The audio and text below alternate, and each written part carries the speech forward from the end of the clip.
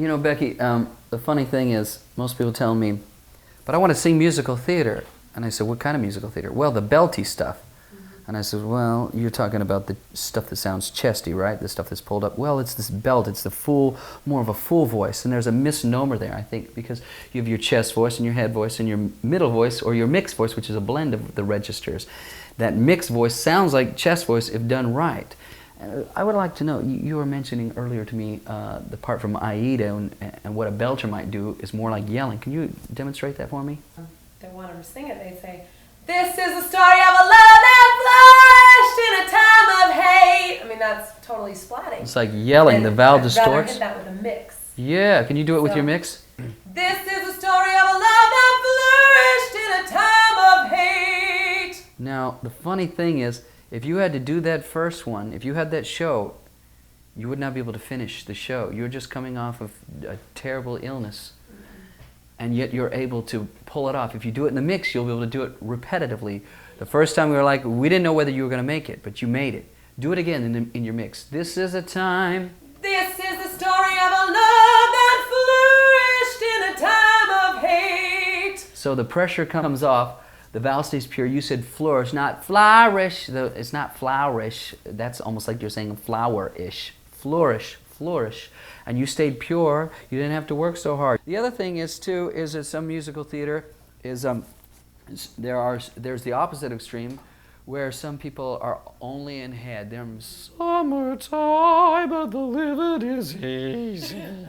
The head voice disappears. You know what I'm saying? It's like Aunt Bee. Oh, Andy, you know she never got in your chest when she talked in her head, and it drives us nuts. Please.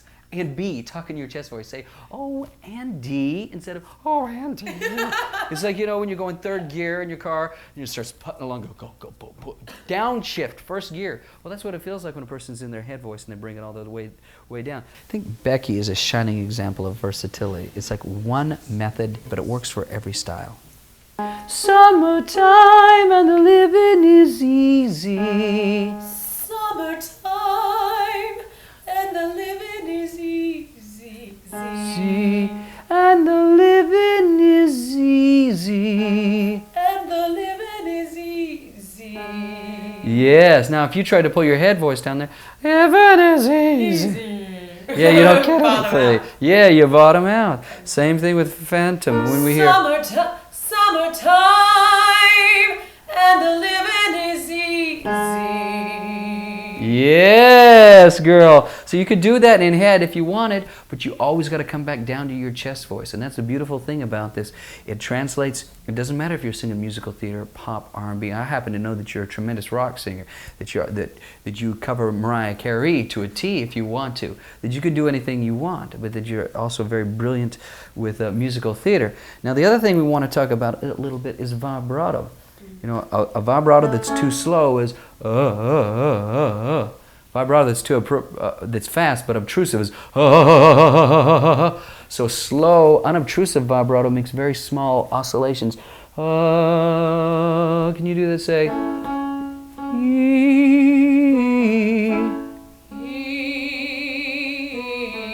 Now do it obtrusive, overinflated vibrato.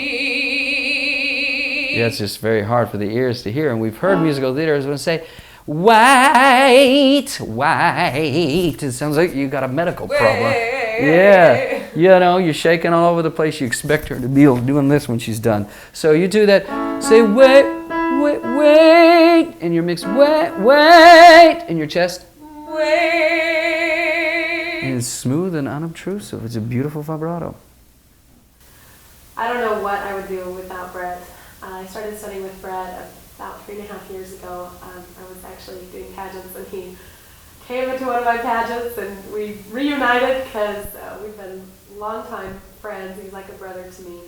And he took me under his wing and started training me, and my voice just went leaps and bounds. I used to shake in front of audiences like you wouldn't believe when I would sing. Acting was not a problem, but for some reason singing, I could not stand my ground.